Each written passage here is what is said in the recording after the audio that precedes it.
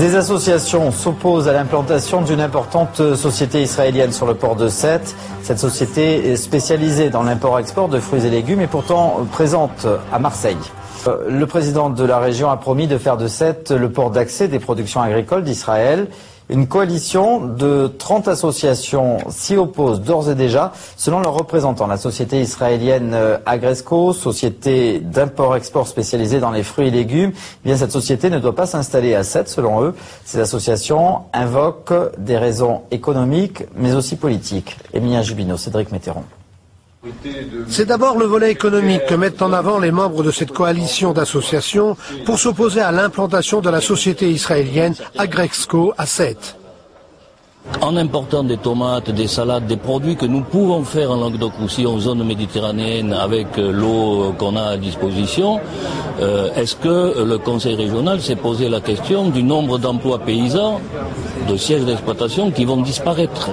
Autre raison, la politique. Un mouvement international de boycott de la politique de l'État d'Israël a été lancé. Il porte également sur ces manifestations économiques. Dans ce cadre-là, il nous apparaît tout à fait logique de développer un mouvement pour s'opposer à cette implantation au nom du droit. Agresco incarne-t-elle la politique israélienne ? Oui, répondent les associations, car l'État d'Israël est son principal actionnaire et parce qu'elle commercialise 70% des productions des territoires occupés. Elle est un relais indispensable dans le maintien et le développement de la colonisation israélienne qui détruit complètement toute possibilité de création d'un État palestinien. Georges Frêche balaie tous ces arguments d'un revers de main. Pour lui, il s'agit d'économie, de rien d'autre. Ça, c'est du cinéma. Agresco était depuis 40 ans à Marseille. On n'a jamais vu les communistes de Marseille manifester contre Agresco. Tous ces gens, ce qui me fait de la peine, parce que ce sont souvent les miens, je les aime beaucoup, mais ils n'ont aucune idée de la vie économique et tout. Moi, je me bats avec les entrepreneurs pour créer des emplois. Et moi, je me souviens être à Tibériade de la guerre des 6 jours. Et c'est là que je me suis fait un ami. Je vais vous dire qui c'est.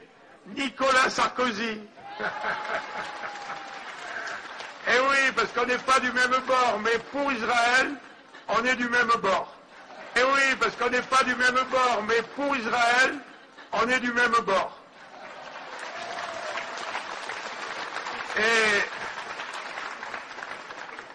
Et je suis ravi que pour la première fois, la France est élue au suffrage universel direct. Ça sera mon bonheur, dans mon malheur. Est élu un juif président de la République. On avait eu Léon Blum et Mendès France, Premier ministre. Mais on n'avait jamais eu un juif élu au suffrage universel. C'est un beau succès. Et en plus, on avait Kouchner, ministre des Affaires étrangères. Qu'est-ce que vous voulez le plus? Alors, je vais dire à mon ami Kouchner, et quand c'est que tu reconnais Jérusalem, capitale d'Israël?